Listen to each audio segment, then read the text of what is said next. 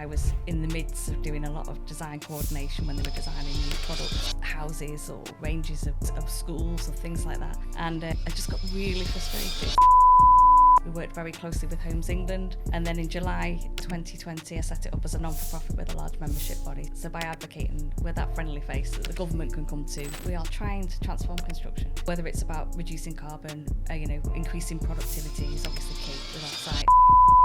I think it's about multi-skilling people. It's about taking a strength of somebody who's a practical person who will turn their hands to most things and being able to give them a set of instructions, allow them opportunity. I think the youngsters coming through are fabulous. They're tech savvy, they're brilliant. So we've got to nurture those people.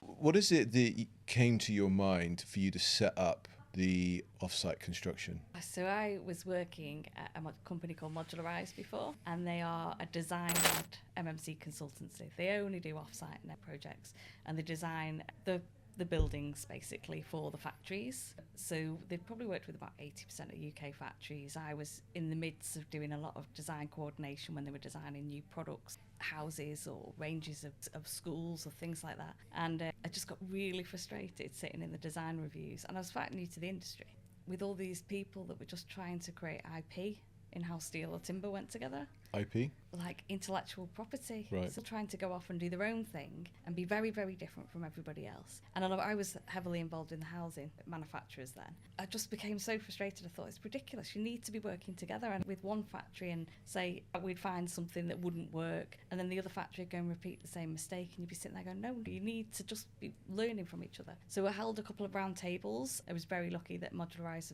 given me free rein for 2 years to just go off and do the OA. Oh, wow. Yeah, so I held 2 round tables, and it just grew quite quickly, quite fast, quite a lot of support needed for the sector.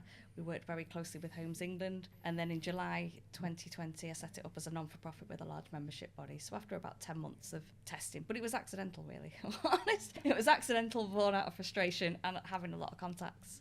And what happened with Modularise? So Modularise is still ticking over. Yes, and my partner runs that. I'm not as involved with it anymore, I don't have much to do with it. And then there's other businesses alongside. We've got an architecture practice and a steel business as well. So of the 4, if I counted right, Yeah. only one of them is not non-for-profit? Yeah. And the Off-Site Alliance is the one that is a membership?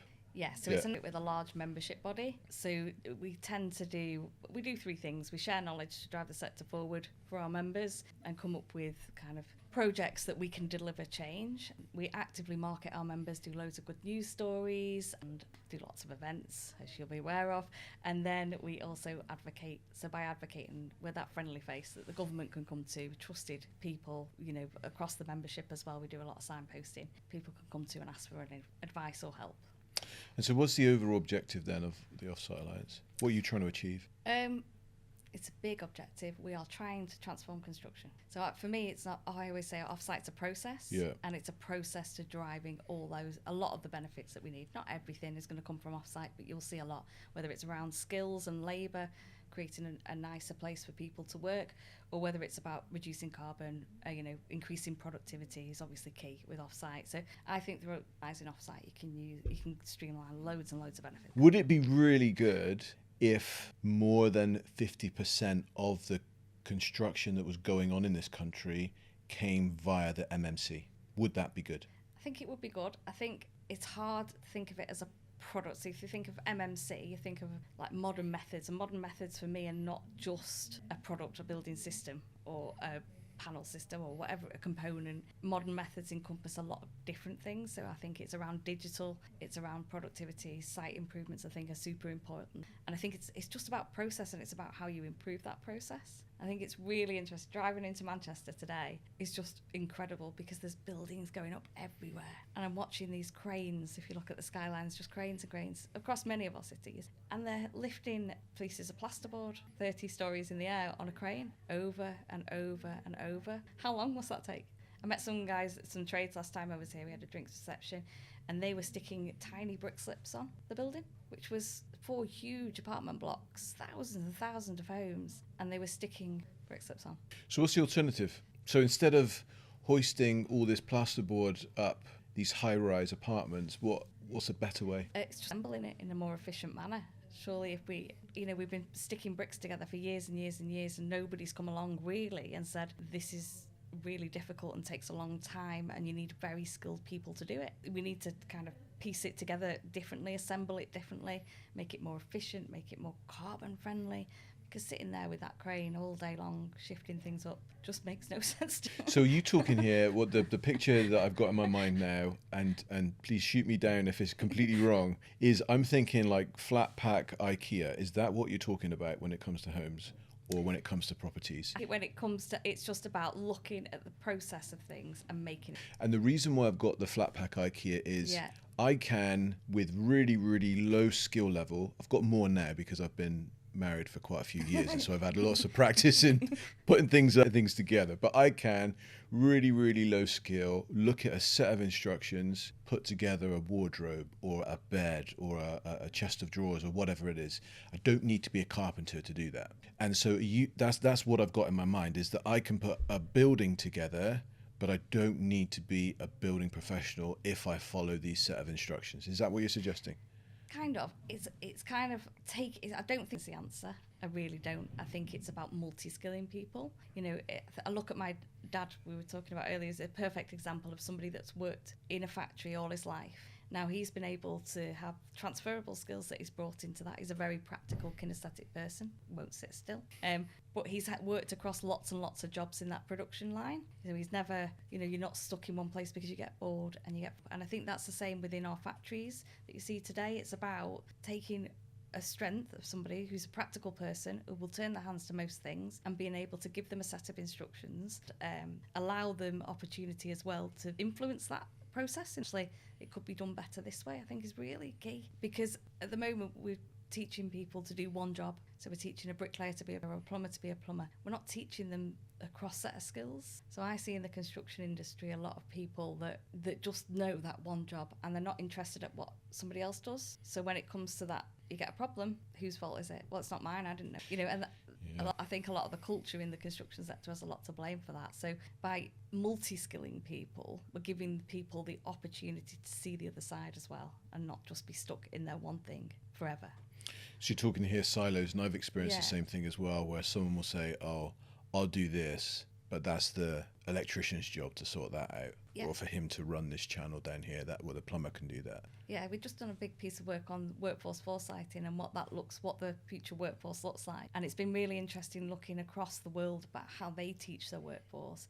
And actually in Europe, they teach people how to build buildings before you specialise, which is really interesting. Wow. Here, we don't teach a brickie what happens on the roof, although actually, because of the skill sets of those people, their innate transferable skills, they're practical, they're kinesthetic, can't do it. Of course they can. So why does it not happen then? Is it really because no one's taught them and were led by the college or the school or the apprenticeship that puts you in that silo to say, you're a brickie, so please don't touch the roof? A lot of it comes down to that blame culture, I think. So when people are trained to do one role, they're very much in that role. They don't touch anything else. And then when you get out to industry, I'd say there's the real nasty culture about blame, liability and risk. And there has to be a bit of that, of course, in the industry. I think the construction sector takes it a little bit further than most and is too quick to walk away from that and go, it's not my fault, rather than actually go, oh, it's not my fault, but can I help you fix that? So there's something we can do in order to help that. And I think that's where it has to change significantly in the sector. You're going to have that within the education, but there's nothing around collaboration, around teamwork. It's very siloed roles. The word collaboration is starting to feel overused to me now, because I think that I hear it at least 4 times a day.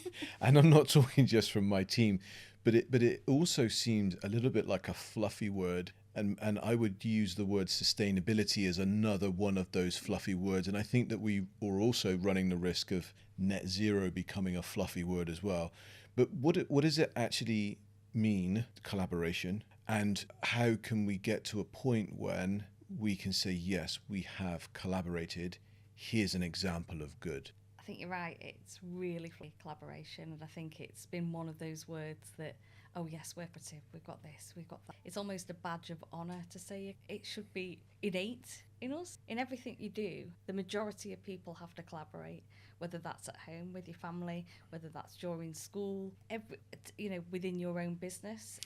So take that example that within the home. So in the home, the collaboration element generally is set by mum and dad, or mum and mum, or dad and dad, or whatever the home setup is for different people. You've got responsible adults, that the head of that home, that are leading that way forward for the children to follow on. So using that principle inside of an industry, who is the metaphoric mum and dad that is leading the way and saying, this is how we need to do it, kids? I think, well, it has to start with the leaders. Of course, it does. The leaders of businesses. I think the government as well. They've been brilliant over the last few years on collaboration. Looking at some of the collaborative contracts that are starting to use across the government frameworks, and it is really being pushed. But there's always that layer underneath the leaders that I think are the biggest challenge. So you're talking here like the oldest child rebelling against mum and dad doing their own thing. Yeah, I would say the oldest child and the group that they hang out with.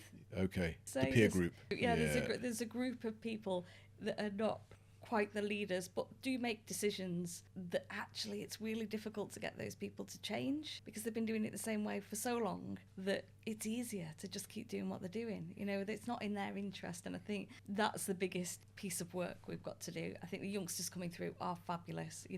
They working alongside some of them. There's some fantastic ones at CE's Youngsters Network, and they're just superstars in the making because they've not been caught up by this is how we've done it.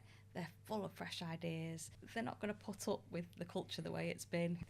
Sustainability means so much to them. Digital means so much to them. They're tech savvy. They're brilliant. So it's about, we've got to nurture those people. And I think we've got to work with the leaders still, but the people in the middle, I think we've got to find different ways to work around them, because we're not going to change those people. With all the best will in the world, it doesn't matter what you do, you're not going to change them. So how can you help, put them somewhere nice that they feel comfortable, and then work out different ways to go around them?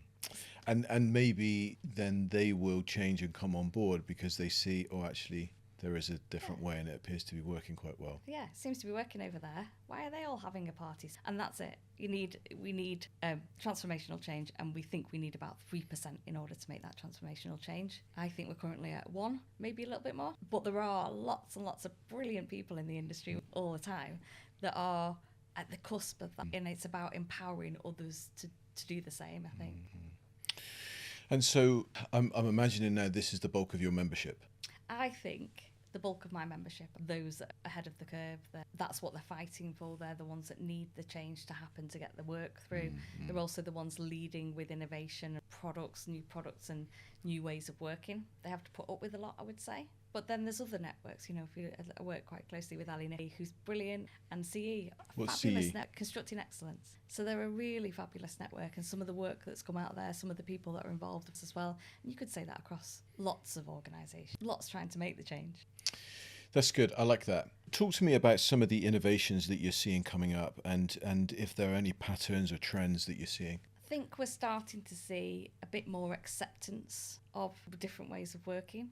So I think people are starting to have to use pre-assembled components. I don't want to say MMC, I'm trying to steer clear of it. But people are starting to think, I need to do this differently, so therefore how can I make this easier to either assemble or to transport or to, because of the lack of skills. So you'll get all these different reasons why people are making the change. I think some of the reports that we've seen lately have been really interesting reads. The CMA report in house building that highlighted there was 62% off-site products in our houses. That's a huge percent across the country. 62% of our houses containing some level of off-site. But when you strip it back, every construction product is manufactured. So they're all manufactured to start with. It's just about bringing those manufactured components together. And I think for me, the digital side of things, the way that's transforming the industry is really interesting as well. Talk to me about that in a bit more detail. What is the digital side and how is it transforming the industry? So I think that can probably make the biggest change to the industry is digital transformation. I see sort of construction, manufacturing and digital that all have to come together to really transform the industry. Obviously the Building Safety Act is going to have a big part in that golden thread of information, how that data's stored, where it's transferred to.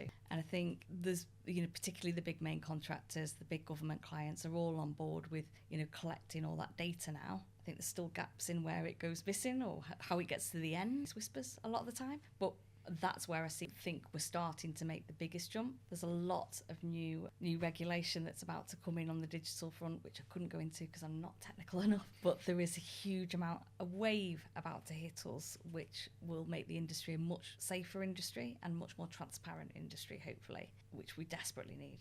And so what does that actually look like? There's, a lot of talk around product passports. So how do we collect that data on every single construction product? How do we store that data? How do we access that data? And then how do we use that data and make sure that it's up to date as well? Now, that's a really challenging thing. I mean, if you've looked at I used to look at in the design process at certificates and accreditation and seeing if it was the right accreditation for that product, safety or build height or whatever it is that you're using it for. And that's really hard to get through all that. And, not everybody writes the product information in the same way. Some of it might be 10 pages, some of it might be 1 page, some of it might have this accreditation or that accreditation. How do you get to where you need to be in order to understand that? And hopefully that's what product passports will do. They'll have all the right information. It then is up to that product manufacturer to make sure that is constantly updated. Yeah. So I'm thinking here of something along the lines of blockchain technology. I don't know how au fait you are with that. Not massively. Okay. Do you understand that? Do you understand I understand the the concept. Okay, yeah, fine. I understand the principle of it. My partner's actually. Okay. But it makes perfect sense that the whole industry needs to work, on a blockchain with transparent transactions that can be traced. Yeah. And that's what we don't have. I see people that'll say, "I'm just going to swap this component out," and you go, "No, you're not." Your fire test data's around that. Yeah. If it's a housing product is around that, you can't swap that. And that's I was going to say that's the driver, right? Is the price. Yeah. Do you think that will ever be overcome? People wanting to do the wrong thing for the wrong reason? I don't think it'll ever be 100%. No, I think you're always going to get that in any industry. I think regulation will go so far to help. Cultural change will go so far to help, and accountability. The next generation will be a massive part of that. I don't think we'll ever get over cost truly. I love value-based decision making. It's across every other industry, where no other industry goes on lowest. The irony is that the phrase that's used in the industry is value engineering, which is code for cost cutting. I would say value engineer a product, and we don't have products in the industry yet. We have buildings that are often very complex and require lots and lots of different input from lots of different types of people that all want something different out of it. So I think we've got to change the way we think about the whole process of building a building, and we've got to start at the beginning and say, actually, what are we trying to achieve? And then work on that basis from there onwards, which is what we don't do at the moment. We go, right, we want a school. Hang on, why do we want a school? What's the reason? What does this school have to do? How much carbon would we like to reduce? How long would you like to build it in? How long's it got to last? And then maybe we'll think about it in a different way. And that's what we don't tend to do. There will always be places where people will come in and say, right, we need to cut the cost there. I think setting those outcomes from the beginning is key to any development we should. So what about the person there at the moment that's thinking, all of this stuff that you're talking about is just a waste of money. We're just too hypersensitive on carbon. We're too hypersensitive on this, that, and the other. Things are just so expensive. The focus needs to be on money, because without the focus on money, we can't build stuff. People aren't paid well. So we just focus on, let's just do what we need to do to get the price as low as we need, and then we're happy. They're not. You're not going to ever end up with the outcome that you set out to get, are you? You don't, in any other part of your life, you don't go and buy something because it's the cheapest. So whether that's, I don't know, I always use the analogy of a fridge. Oh, I should use the analogy because I'm battling with a new freezer at the moment. I've got one, it's broken. It's not a happy place to be in. But I looked at that freezer and I didn't go, right, I want the cheapest freezer. Now I want one that's this size, that can hold lots of the businesses and the kids. So I can batch cook, I can have an organised life through this freezer. I want it to have a good EPC rating, so it's not, see what's it called? Yeah, so a good energy rating. Anything, so I'm not energy. And it's got to do all these things. In the construction sector, we just go, well, I'm going to buy the cheapest and hope it works, and then are disappointed when it doesn't work. So you're talking here, it sounds like design and build types of contracts. Yeah, I think so many presentations with that same slide on where they design a swing and then by the end it's changed. And that happens over and over again. We drop a load of raw materials on a site with people who've not worked together before, who probably struggle to read the information that they've been given, and then we ask them to assemble it, and then they take some hammers to it, and then it doesn't look like what it was supposed to look like. In the end, we wonder why. We lost loads of money on it as well. Gaynor, why is it that anyone is interested in staying in the construction industry, let alone coming in? The way that you painted that picture there, it sounds like chaos on a field. Actually, there's 170 different job roles in the construction sector, and there's so much opportunity. You see the kids being thrown into construction because they're not going to get any GCSEs.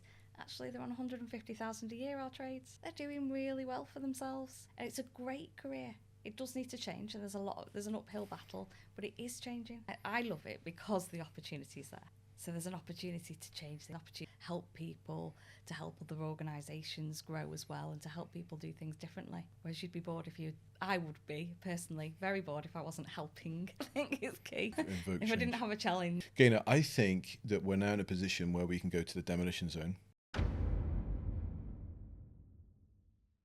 Gaynor, we are back now in the demolition zone, and you have created this structure. Now, just for those people that cannot see, there are 2 large towers bridged by 2 arcs and 1 smaller tower bridged by a single block. What does it represent?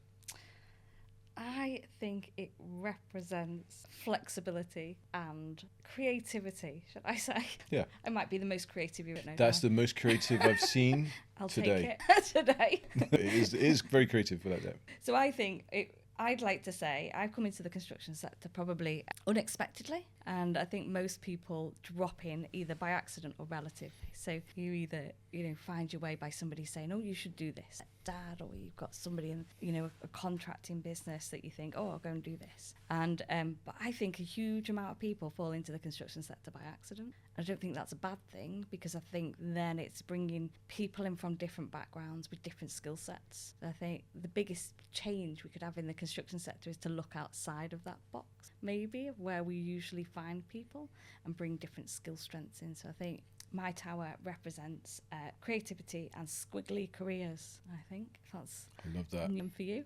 I love that. Squiggly careers. I think you could maybe set up a recruitment consultant, call it Squiggly Careers. Yeah, probably what you're doing today, working tomorrow. But I think that's right. It's never too late to change, and I think to have that fixed mindset to say, this is what I am and who I am. I think that when it comes to the type of work that you do, I think it's really quite short-sighted, because any one person is far bigger than the job that they get paid to do. Yeah, I think, we put a lot of pressure and emphasis on our kids doing that as well. So it's what do you do? You're going to do careers advice. You're going to do your GCSEs. At 14, when you choose your options, 14, 15, how can you possibly know what you're going to do with the rest of your life? And I never did. Never had a clear direction. And my mum used to call me a butterfly. She used to say, I don't know what we're going to do with you. But all I wanted to do was drama. So I did. It was funny, when I was about 14, my friend's mum had a friend who worked at the National Theatre in London, and she came to our holiday place and she said, right, we're going to have a careers session whilst we're on our summer holidays. It was a very anti thing to do. So we had this lady come in, Leslie. She was lovely, and she was a stage manager at the National Theatre, and she told us all about that. And then that was it. That was all I ever wanted to do, was working at that. She inspired you? Yes, but it's those moments of inspiration that really, really are key to the kids, I think, and that's what we're not doing. We're not, filling careers and experiences. We're just saying, this is what you're going to do. And then the fact, it must be so daunting for our kids nowadays to go, what do you mean? I've got to do that for the rest of my life. No, you haven't. You're going to learn lots from doing that. Then you're going to go into something else. You're going to learn lots there. And it's about taking all the things you've learned and being able to put them into a new package, I think. I love that. I love that thought. When you're ready, destroy the myth, however you like. Took me so long. That felt really well. That was impressive. I love that. That's what it was built to do. That is good. That is good. Well, Gaynor, I'm wondering if there are any projects that you have worked on or that you're aware of that you think are really notable. One just to mention, for any reason.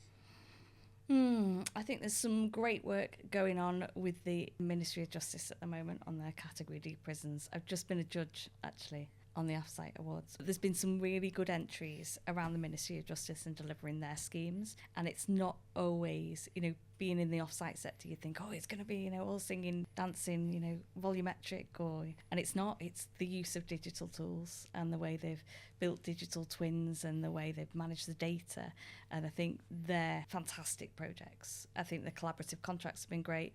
The work with the supply chain and from the outset, they've been very engaged. I think they've done a really, really good job. And I think the other government clients need to follow that, if I'm honest. And I hear quite a lot about it in the kind of environment. There's another project which I was lucky enough to be part of TIP Live this year, so Transforming Infrastructure Performance Live, and I was asked to be on a panel. And I was super excited because I've not really been in the world of infrastructure before, and I love anything new. And I was part of that panel, but I sat through some of the talks from these amazing people in the infrastructure sector. And one of the talks was about the Thames Tideway project. So they said to contractors, could you reduce the carbon? And they said, yeah, we can. Okay, do you want to bid for it? How much carbon can you reduce? So 6 came back with the reduced 25%.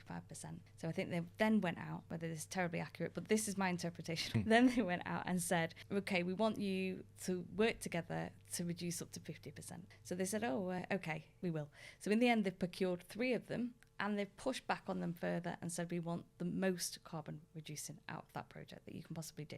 So they've got 3 big main contractors to work together to reduce the carbon that will ultimately win them the.